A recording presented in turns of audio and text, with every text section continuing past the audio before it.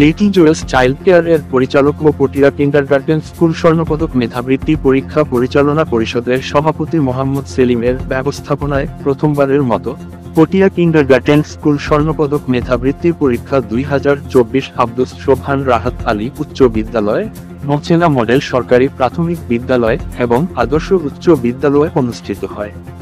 উক্ত স্বর্ণপদক মেধাবৃত্তি পরীক্ষার পরীক্ষা নিয়ন্ত্রক হিসেবে উপস্থিত ছিলেন শশাঙ্কমালা সরকারি প্রাথমিক বিদ্যালয়ের সাবেক প্রধান শিক্ষক রোকেয়া আক্তার, রাহাত আলী স্কুলের কেন্দ্রের সচিব ও লিটল জুয়েলস চাইল্ড কেয়ার এর সরকারি অধ্যক্ষ কানিজ, হলো সুপার হুলাইন সালেহ নূর ডিগ্রি কলেজ এর প্রভাষক আল মামুন গাজী, সরকারি হলো সুপার শামিমা আক্তার উর্মি, তাসনুবাল সুলতানা নিপুণ, মোচেনা কেন্দ্রের হলো সুপার হুলাইন সালেহ নূর ডিগ্রি কলেজ এর প্রভাষক আনোয়ারুল ইসলাম,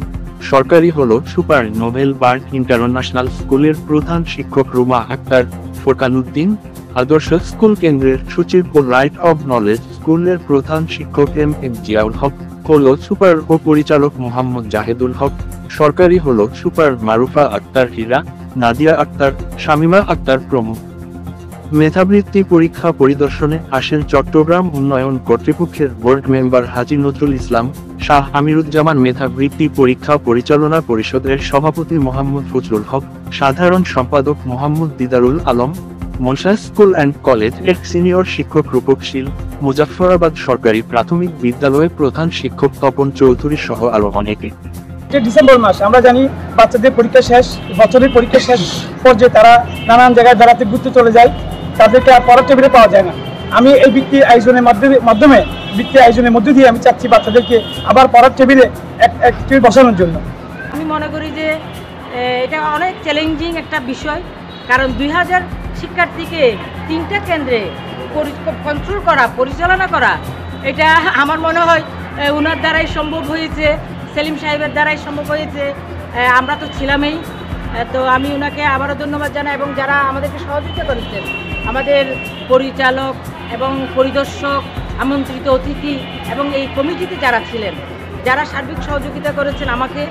এবং আমাদের পরীক্ষাটা সুষ্ঠুভাবে পরিচালনার জন্য, আমি তাদেরকে অনেক ধন্যবাদ জানাই। লিটল জুয়েলার্সের স্বত্বাধিকারী এবং পরিচালক জনাব মাস্টার সেলিমউদ্দিন সাহেব যেই পটিয়া স্বর্ণপদক